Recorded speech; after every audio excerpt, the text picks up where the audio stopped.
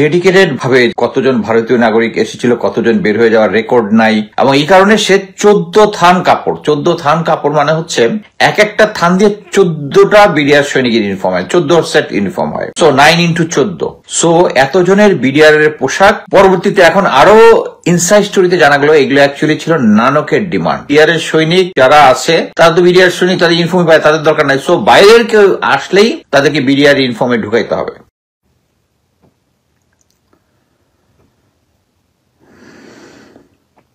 আসসালামু আলাইকুম। আপনারা সবাই জানেন যে বিডিআর পিলখানার রিপোর্টটা বের হয়েছে। আলম ফজলুর রহমান স্যার, তার প্রতি আমরা যে ভরসাটা রেখেছিলাম, ওনাকে যখন এই কমিশনটা দেওয়ার ব্যাপারে, কমিশনের প্রধান হিসেবে দেওয়ার ব্যাপারে অ্যাকচুয়ালি আমরা 100% স্যাটিসফাইড এখনই বলবো না, কারণ দেয়ার আর সাম ফিউ গ্রে এরিয়া যেটা নিয়ে আমি কথা বলবো। অন্যথায় উনি অ্যাকচুয়ালি একটা খুব আপাতত দৃষ্টিতে আমার যতটুকু মনে হচ্ছে 100% যখন তদন্ত রিপোর্টটা পড়তে পারবো আমি 100% আমি এখনো পাইনি, কিছু পেয়েছি অলরেডি। আমার ফেসবুক পোস্টে দেখতে পাবেন যাদের নামীয় তালিকা যেটা দেওয়া হয়েছে, সেই নামীয় তালিকা মিলিটারি অফিসার যারা ছিল, এতদিন আমরা এই নামগুলো শেয়ার করতাম, ছবিগুলো শেয়ার করতাম, তখন মোটামুটি একদল ঝাঁপিয়ে পড়তো যে গুজব ছড়াচ্ছি। আমি সবাই জানেন যে আমি টোটাল 4 পর্বে এবং 2-3টা খুচরা এপিসোড লিখেছি বিডিআর পিলখানা নিয়ে। আমি সবচেয়ে খুশি যে আমি যেটা দেখলাম যে আমি যে সমস্ত ইনভেস্টিগেশন তদন্ত, আমার নিজস্ব তদন্ত থেকে আমি যে এপিসোডগুলো লিখেছি, এর মধ্যে অলমোস্ট স্পেশালি আমি বলবো যে আমি যে রৌমারি ওই মানে ভারতের সাথে যে ক্রাইসিসগুলো হয়েছিল, পদুয়া রৌমারিতে যেগুলো হচ্ছিল, ওগুলার পরে আমি একটা ইনভেস্টিগেশন করেছিলাম যে এরপর থেকেই যারা বিডিআর পিলখানা থেকে, বিডিআর থেকে যারা চাকরিচ্যুত হয়েছিল এদের গ্রুপের সাথে কানেকশন তৈরি করে, ওইটার পর থেকে তারা ডেডিকেটেড ভাবে শুরু করে। এবং যেহেতু তাদের বিএসএফ এর মধ্যে হচ্ছে তাদের যে সমস্ত officer, they are not military officers, আমাদের অফিসার হচ্ছে মিলিটারি অফিসার। সো এই কারণে তারা যুদ্ধের মধ্যে বুঝতে পেরেছিল যে পদুয়া রৌমারিতে তারা টিকতে পারেনি বিকজ অফ বিডিআর সৈনিকদের দেয়ার ভ্যালর অ্যান্ড মিলিটারি লিডারশিপ। সো এই কারণেই তারা বিডিআর সৈনিকদের মধ্যে এগুলা ঢুকানোর চেষ্টা করে।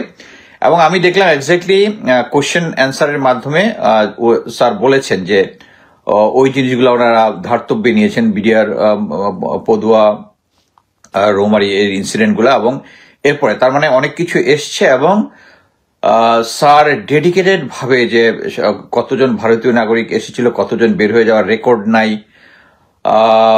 তারপরে সবচেয়ে ইম্পর্টেন্ট যে জিনিসটা বলবো, আমি আমার ইনভেস্টিগেশনে আমি একটা জিনিসই আমি ভুল বলেছি, একদম ক্লিয়ারলি বলি।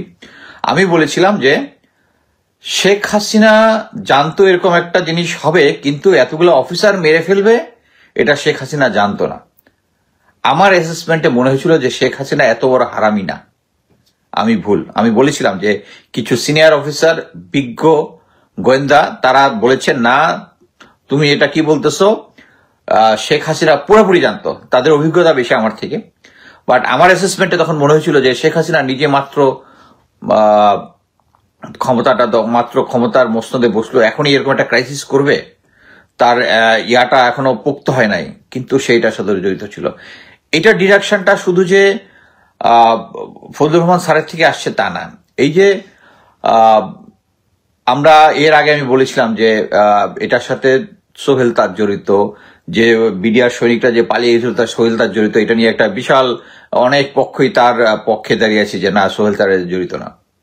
এখন ইনভেস্টিগেশনে বেরিয়েছে যে এই ঘটনার মাস 2 আগে সোহেল তাজ বলেছে যে সে নেক্সট বিডিআর মহাসম্মেলনে সে নাকি বিডিআর এর পোশাক পরে যাবে, এবং এই কারণে সে 14 থান কাপড় মানে হচ্ছে এক একটা থানে হচ্ছে 9 থান, এক একটা থান দিয়ে 14টা বিডিআর সৈনিকের ইউনিফর্ম হয়, 14 সেট ইউনিফর্ম হয়। So 9x14। সো এতজনের বিডিআর এর পোশাক এবং পরবর্তীতে এখন আরো ইনসাইড স্টোরিতে জানা গেল এগুলো অ্যাকচুয়ালি ছিল নানকের ডিমান্ড। এখানে তো নানকের ডিমান্ড যে এতজন বিডিআর এর সৈনিক। সো এই জিনিসটা অলরেডি বিডিআর এর সৈনিক যারা আছে তারা তো বিডিআর সৈনিক, তাদের ইনফর্ম পায়, তাদের দরকার নাই। সো বাইরের কেউ আসলেই তাদেরকে বিডিআর ইনফর্মে ঢুকাইতে হবে। এবং এতদিন যে সমস্ত জিনিস আমি প্রমাণ পাই নাই যে ছাত্রলীগ যুবলীগের ঢুকছিল, যেহেতু নানক চাচ্ছে এটা, এবং প্লাস হচ্ছে ভারতীয় যারা স্পেশাল ফোর্সের মেম্বার যারা ঢুকেছিল, এটা কনফার্ম। ফার্স্টে আমি ফজলুর রহমান স্যারকে স্যালিউট টু ইউ স্যার, আপনি কাজটা এক্সেলেন্ট একটা কাজ করছেন। স্পেশালি এই রিপোর্টটা এত ডিটেলসে গিয়েছেন, আমি কয়েকজনের সাথে কথা বলেছি, খুব ডিটেলস গিয়েছেন, হার্ড ওয়ার্ক করেছেন, আপনাদেরকে অসংখ্য ধন্যবাদ। এইটাই দরকার ছিল। আমাদের সেনাবাহিনীর অনেক অফিসার আছে যারা ওই সময় ইনভেস্টিগেশনের সাথে জড়িত ছিল, কারণ তারা এভিডেন্স গুলো লুকিয়ে ফেলেছিল। তা আমি এখন নিশ্চিত যে এই এভিডেন্স গুলো অবশ্যই স্যার ওখানে পেয়েছেন, এবং স্যারকে আরো যেটা সাধুবাদ জানাই যে স্যার ভারতকে ভারত নামিয়ে ডেকেছেন, প্রতিবেশী রাষ্ট্র বলেননি। যদিও প্রফেসর ইউনূস তার সরকারি ইয়াতে ডিপ্লোম্যাটিক ভাবে প্রতিবেশী রাষ্ট্র বলেছে বা বহিঃশত্রু বলেছে সম্ভবত, কিন্তু উনি ভারতকে ভারতই বলেছেন। আমাদেরকে ভারতকে ভারতই বলতে হবে। এখন এই যে কমিশনার, প্রথমে আপনার মনে আছে যে আমরা যখন আচ্ছা, এখানে আমার একটাই সমস্যা, সেটা হচ্ছে আপনি ব্রিগেডিয়ার জেনারেল হাকিম স্যারকে দোষী হিসাবে সাব্যস্ত করলেন, কিন্তু এখানে জেনারেল ওয়াকারের নাম নাই। আবার আমি কনক স্যার ভাইয়ের শো দেখতেছিলাম, ওখানে উনি বললেন যে জেনারেল ওয়াকারকে ধন্যবাদ, আমার কোর্সমেট বন্ধু সুমনও বলল জেনারেল ওয়াকারকে ধন্যবাদ, উনি নিজে গিয়ে কমিশনে গিয়ে সাক্ষী দিয়েছেন। তার কি কোনো অল্টারনেটিভ ছিল?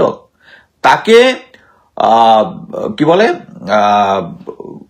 কমিশন বলেছিল যে you may give online or you can give a written statement, but he appeared in the court.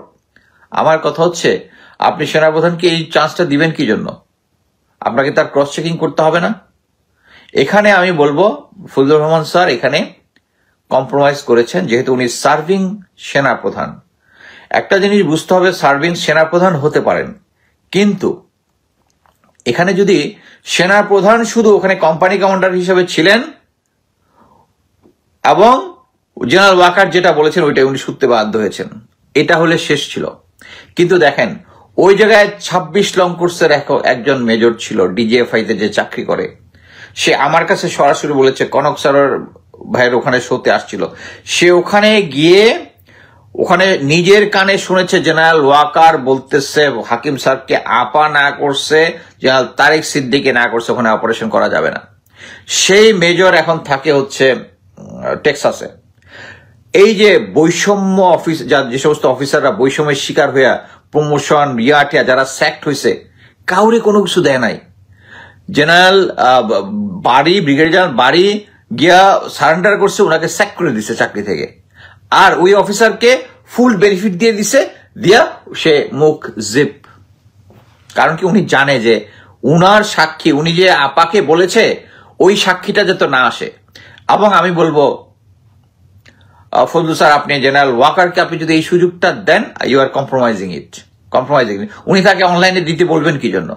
উনি ওখানে বলেছে, অবশ্যই জেনারেল হাকিম এই কথাটা বলেছে যে আপা বলেছে অপারেশন করা যাবে না, এবং আপনি বলেছেন ফজলু স্যার, আপনি ওখানে বলেছেন যে ওখানে একটা প্যারালাল কমান্ড তৈরি হচ্ছিল। What is that explanation of that parallel command? আচ্ছা স্যার, সরি স্যার, আমি আপনার কিছু বলতেছি না, আই এম শিওর, আমি তো পুরো রিপোর্টটা পড়িনি, আপনি নিশ্চয়ই রিপোর্টের মধ্যে সবকিছু লিখেছেন, কিন্তু আমি এই জেনারেল ওয়াকারের নামটা এখানে আসা উচিত ছিল। It's not that I am always after general Waker, it's very clear. উনি যদি ওই পর্যন্ত হয়ে থেমে যেত তাহলে কোনো সমস্যা ছিল না। উনি এরপরে 5ই আগস্টের আগে ছাত্রদেরকে গুলি করতে অর্ডার দিচ্ছে, তার লোকজন গুলি করছে, গুলি থামাইছে। উনি প্রফেসর ইউনূসকে হইতে দেয় নাই, বাধা সৃষ্টি করার চেষ্টা করতেছিল প্রধান উপদেষ্টা হওয়া থেকে। তারপরে উনি প্রফাউন্ড রিফাইন্ড আওয়ামী লীগকে এখানে বসাইতে চাইছে, উনি আবার ইনক্লুসিভ ইলেকশন চাচ্ছে, এবং তার পরবর্তীতে উনি আইসা বিডিআর এর যে ওই যে আপনারা সবাই জানেন যে এর আগের ইয়াটাতে বলেছিল উনি কি বলে রাওয়াতে উনি গিয়ে বলেছিলেন কি, উনি বলেছেন যে এটা বিডিআর এর সৈনিকরাই করেছে, ফুল স্টপ। এবং আরেকটা জিনিস আমি বলি, উনি চাচ্ছিলেন, উনি তো একটা পাওয়ার প্লে, উনার পাওয়ার এখন কমে যাচ্ছে, দিন দিন যত যাচ্ছে পাওয়ার, উনি একটা পাওয়ার প্লে করে ওইটাকে কমিটি বানাতে চেয়েছিলেন। কমিটি হইলে কমিটির ওই স্ট্রেংথটা থাকতো না, যাকে তাকে ডাইকে আনা ইয়া করা, তার একটা কমিশন। তখন এই কমিশন নিয়ে আপনার মনে আছে আমি একবারই লাইন ক্রস করেছিলাম, বলেছিলাম যে এরপরে তো আপনি আমেরিকায় আসবেন, আমেরিকাতে যে রাস্তাঘাটে দেখার হবে 2 কালে থাপ্পড়াবো আপনারে, জেনারেল ওয়াকারকে বলছিলাম। এইটার পরে ওই কমিশনটা রাজি হয়েছে, কারণ because we are losing temper. এখনো অ্যাকচুয়ালি জেনারেল ওয়াকারকে তখন ক্ষমা দেওয়া যেত, ঠিক আছে উনি আন্ডার কমান্ড ছিল, কিন্তু এত কিছুর পরে উনার নামটা নেই, আমি একটু হতাশ হলাম। এখানে জেনারেল ওয়াকারের নামটা থাকা উচিত ছিল, এবং উনি ওখানে মিথ্যা বলেছেন রাওয়াতে বসে যে শুধু বিডিআর এর সৈনিকরা এই কাজটা করেছে। শুধু বিডিআর এর সৈনিকরা করে না, এখন এটা প্রুভড। আমরা যখন জেনারেল মামুন খালেদের নাম বলতাম, জেনারেল ইমরুল কায়েসের নাম বলতাম, এক পার্টি আসতো যে গুজবের কারখানা। ইনফ্যাক্ট এখানেও আমাকে এই ইয়ার মধ্যে অনেকে গুজব টুজব বলে যাচ্ছে, কিন্তু একটা মনে রাখবেন যে এখন পর্যন্ত বিডিআর পিলখান্ডিকে যা বলেছি সত্য প্রমাণিত হয়েছে।